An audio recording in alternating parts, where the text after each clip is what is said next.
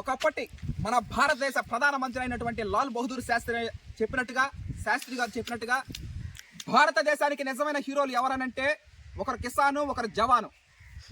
ప్రకృతి వ్యవసాయం చేసి చూడు, 10 మందికి మంచి ఆహారం అందజేసి చూడు అన్నారు ఇప్పుడు నేటి సమాజం.